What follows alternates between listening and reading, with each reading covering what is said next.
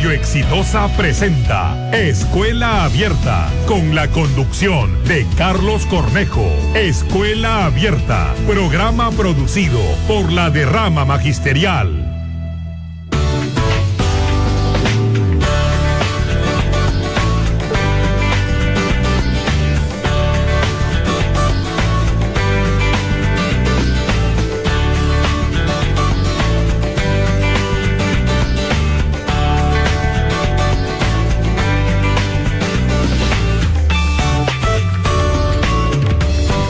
Hola, ¿qué tal? ¿Cómo están? Muy buenas tardes, son las 12:10, esto es Escuela Abierta. Gracias por acompañarnos.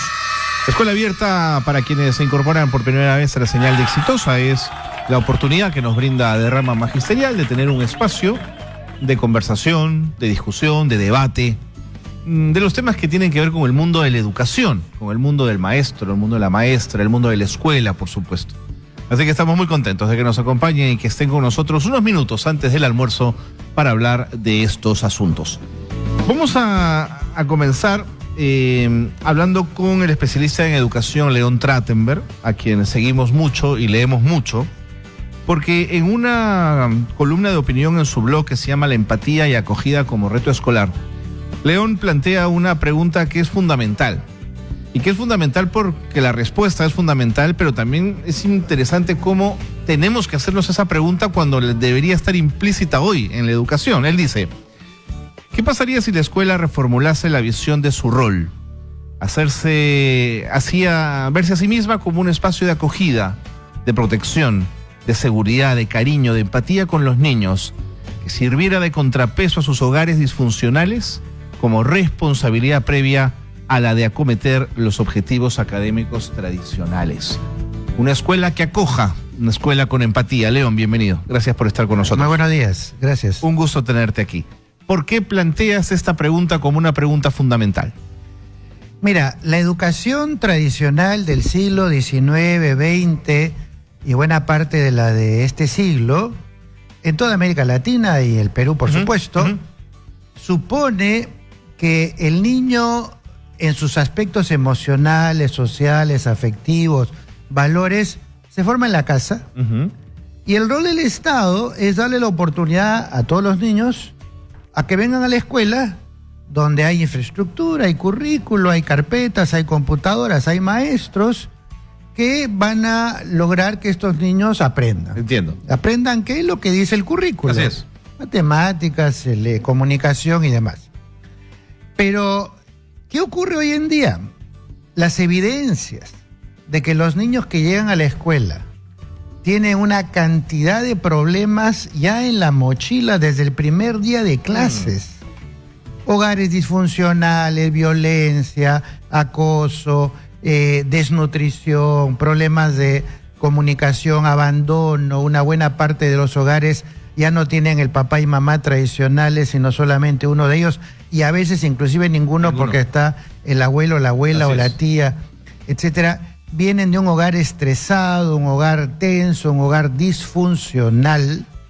Según las cifras del Noguchi, más del 50% de los niños adolescentes tienen algún tipo de problema de salud mental. Eso es tremendo. Una gran cantidad de jóvenes que son presos por cometer crímenes, 70% vienen de hogares donde no había papá y no había organización funcional. Claro, te entiendo. Y entonces, si la realidad de hoy es que la mayoría de los niños que vienen de los hogares a las escuelas vienen con una serie de déficits emocionales, afectivos, no se han sentido atendidos, comunicados, tratados, queridos, protegidos. Y entonces la pregunta que uno tiene que hacerse es, ¿en virtud de qué cuando lleguen a la escuela, el profesor que les plantea algún reto de matemáticas o de comunicación, el niño va a tener la cabeza para eso? Claro. Cuando previamente no ha logrado... Ha resuelto otros temas anteriores. Temas afectivos que tienen que ver con su seguridad, su identidad, su autoestima, su amor propio.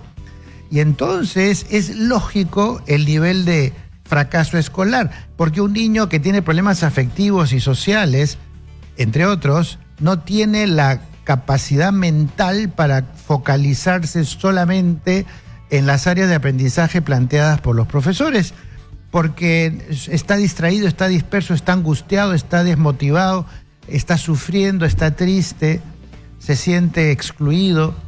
Y entonces el reto para estos tiempos, en todo el mundo y en particular en el Perú, es tener una imagen distinta de lo que es la escuela, lo que es el maestro y lo que es el niño.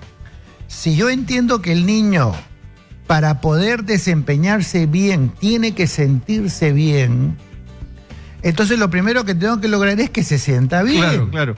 Para que se sienta bien, la escuela tiene que ser un gran espacio de acogida que refuerce aquello que en los buenos hogares ocurre, pero que complemente o sustituya lo que no ocurre en la mayoría de los hogares disfuncionales de todos los niveles socioeconómicos. ¿De acuerdo? De acuerdo.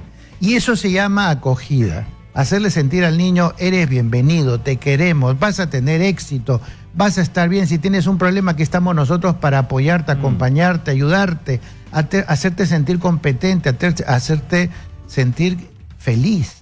Que sientas que en esta escuela puedes disfrutar, puedes pasarla bien. Y sobre esa base de bienestar, tú después puedes construir retos, desafíos, que tengan que ver con poner en juego sus capacidades intelectuales, académicas y demás.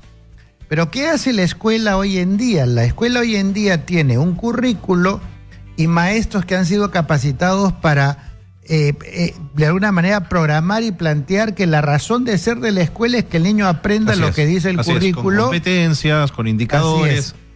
Digamos, retóricamente te dice que hay que atender al niño de manera integral, de acuerdo. Pero nada en el quehacer de la escuela, de los docentes y de las áreas curriculares realmente apunta a eso, sino más bien apunta a que mientras antes aprenda a sumar, a restar, a escribir, a leer, a resolver pruebas estandarizadas, a ser evaluado, etcétera, a dar estas pruebas censales famosas, mientras antes lo entrenemos para eso, mejor.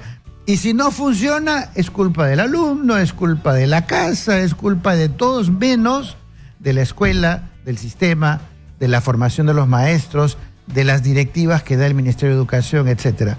Y lo que hay que hacer es darle la vuelta. En esa misma línea, hasta el día de hoy siempre hemos escuchado desde el Ministerio de Educación y desde las direcciones regionales de educación que el problema es infraestructura, que el problema es que la escuela no está preparada, que probablemente sea cierto, pero no habíamos mirado que el problema está antes en lo que el niño trae consigo. Así es, el problema está en que no miramos al niño. O sea, asumimos que el niño, si está en una escuela que tiene ladrillo, cemento, carpetas, computadoras, baños, agua, currículo y maestros suficientes de acuerdo al número de horas de clase, entonces el niño tiene todas las condiciones para tener éxito. Y con todas esas condiciones el niño no va a tener éxito. Tan es así que hay una gran cantidad de colegios, digamos, privados de alta paga, donde los niños tienen todo desde el lado de la escuela, no les falta nada, no están desnutridos lo otro. Y tienen tal cantidad de dificultades personales que no rinden, a pesar de que todos esos datos están ahí. Claro. Está la infraestructura, están los libros, están los cuadros, está la carpeta, está el chofer que lo lleva en un carro al colegio para que ni siquiera vaya en un microbús, etcétera. Y el niño fracasa. ¿Fracasa por qué? Porque no se siente bien, porque no está bien consigo mismo, porque viene de un hogar en el que hay un caos emocional, y ese niño va a la escuela y dice, bueno, si tú vienes de un hogar acomodado, vienes de una escuela que está bien puesta, no debería irte excusa, bien, digamos, no tienes excusa. ¿Y por qué entonces no le va bien? Y no le va bien porque no es acogido dentro de sus particularidades para que construya un sentimiento positivo de sí mismo, aumente su resiliencia para tolerar la frustración de un hogar disfuncional o de algún problema personal o alguna discapacidad, y a partir de eso pueda ser acompañado para tener éxito. En realidad, en la Constitución peruana debería haber un artículo que diga algo así como: todos los niños tienen el derecho a ser acogidos y tener éxito y eventualmente ser felices. Pero, León, si ese maestro que tendría que acoger, empatizar, tener espacio para conversar y escuchar a ese niño, lo que tiene que hacer es llenar formatos administrativos o salir corriendo a la escuela siguiente porque tiene que llenar la canasta básica, ¿cómo puede ocuparse de ese niño? Es complicado, por eso es que lo que falta es una visión. Porque si hubiera una visión pro niño, lo que habría es una cantidad, primero en la formación de los maestros, un componente psicológico muy fuerte. En segundo lugar, un currículo donde tú organizas toda la propuesta curricular para que se le dé prioridad a los elementos de acogida, afectivos. Claro. Entonces tiene que haber un diseño que parte de las necesidades del niño y no de lo que se le ocurrió a los curriculeros del ministerio y de las áreas y todas estas pruebas estandarizadas y demás. Tú partes de la necesidad de los niños, los intereses de los niños, los talentos de los niños, las necesidades de los niños. Por otro lado, organizarías el horario escolar de tal manera que haya el tiempo suficiente para este tipo de actividades. Por otro lado, habrían en la escuela psicólogos, asistentes sociales, médicos, enfermeras, gente que pueda trabajar los aspectos de salud mental, de socialización, de inclusión, porque no pocos niños en el Perú fracasan porque la escuela no tiene la menor idea de cómo se acoge a un niño que tiene alguna diferencia, alguna dificultad especial, y se considera de que esos son niños que de alguna manera son como marginales, ¿no es cierto? Entonces, una escuela que no acoge a los niños que tengan o no discapacidad, no acoge a nadie. Ya, pero León, ahí das un paso más y la pregunta sigue siendo la misma. Fuera de la escuela, ¿quién acoge a quién también? En el espacio público nos encontramos para trompearnos en medio del tráfico y marcar nuestras diferencias y no nuestras aproximaciones. ¿Por qué la escuela sería una isla en una sociedad tan fragmentada? Por una razón, que todos los niños del Perú nacen digamos, de una madre. Y en alguna forma se crían en un hogar, ya sea adoptados o su hogar natural, con todas los elementos tóxicos que pueden haber. Entonces, ¿qué institución hay en la sociedad bajo responsabilidad del Estado que acoge a todos los niños del Perú? Claro. Cuando menos por un año, usualmente son por lo menos 4 o 5 años, y tiene la oportunidad de recuperar, aceptar, acoger, de compensar, restañar heridas, digamos, claro. Restañar heridas. La única que existe es la escuela, no hay otra. Y la función principal de la escuela debería ser poner a los niños en condiciones de aprender lo que el currículo les plantea, poner a los niños en condiciones de tener éxito, poner en condiciones de ser ciudadanos creativos, constructivos, propositivos, valiosos, comprometidos, responsables, y eso solo lo puede hacer la escuela, porque cuando ese niño salga a la calle, ¿quién se va a ocupar de eso? ¿La televisión?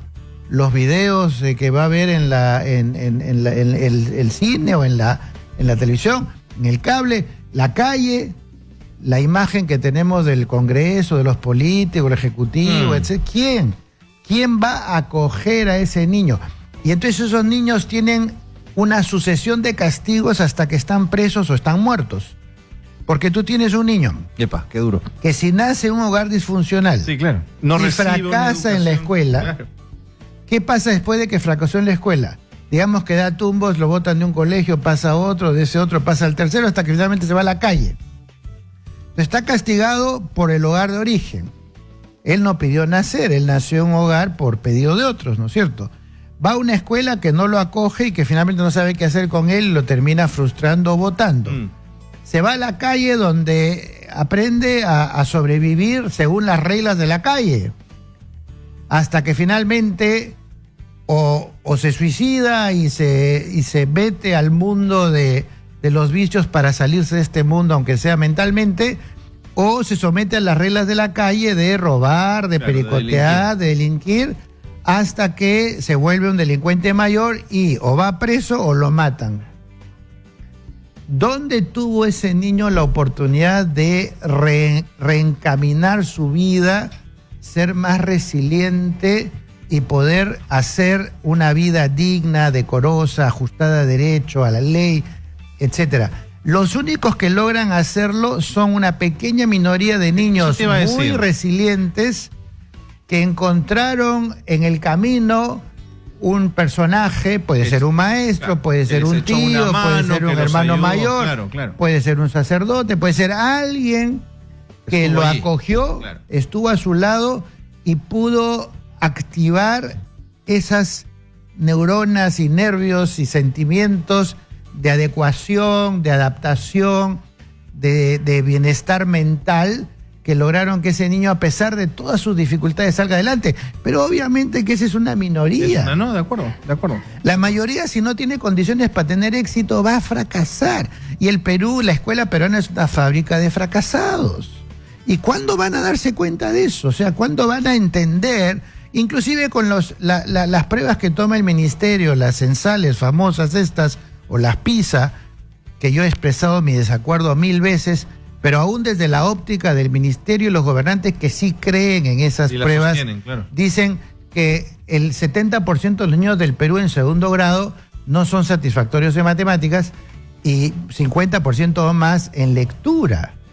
Y entonces ya desde segundo grado el mismo ministerio está diciendo: somos incompetentes para lograr que los niños aprendan a los 7 años. No, pero incompetencia lo es que se mayor cuando espera. llegan a segundo de media, Claro. y esa escuela le dice: aprendiste menos, sabes menos de lo que sabías hace O eres un inútil, eres un incompetente y por lo tanto no tienes derecho a tener éxito. Porque el éxito finalmente es un derecho que lo tienen solo los sobrevivientes del sistema. Y entonces la educación siglo XXI, no la educación modelo Odría de las grandes unidades escolares, Sí, claro. sino la educación siglo XXI es la educación que principalmente mira primero al niño y sus condiciones para sacarle provecho a la escuela. A la escuela, claro, y a la vida. Y después, cómo organizo los recursos, la infraestructura, los equipos, la capacitación, los docentes, los profesionales al servicio de la educación, etcétera, el currículo, para que ese niño, a partir de su línea de base, como le gusta decir a los sociólogos o los economistas, tenga éxito según sus características, según su interés, según su pasión, según su procedencia cultural, según su capacidad o discapacidad en una o más áreas. Entonces el punto de partida es la imagen del niño. De acuerdo. Y no como la escuela con 100.000 millones de soles vamos a poner toda la infraestructura que se necesita. ¿Para qué? Para que los niños sigan siendo unos fracasados. Entonces hay que cambiar el chip de cómo se entiende la buena educación. Leon Trottenberg, muchísimas gracias. Siempre que vienes pones el acento en cosas importantes, por eso nos gusta escucharte. Muchísimas gracias. Bueno, encantado. Hasta luego. Leon Trottenberg ha estado con nosotros, ha dicho cosas severas, cosas duras, pero importantes. Y cuando habla de empatía, creo que da en el clavo. Acoger, que la escuela debe hacerlo, pero en general es una sociedad, la nuestra, que debe ser más empática en general con todo lo que hacemos. Pausa.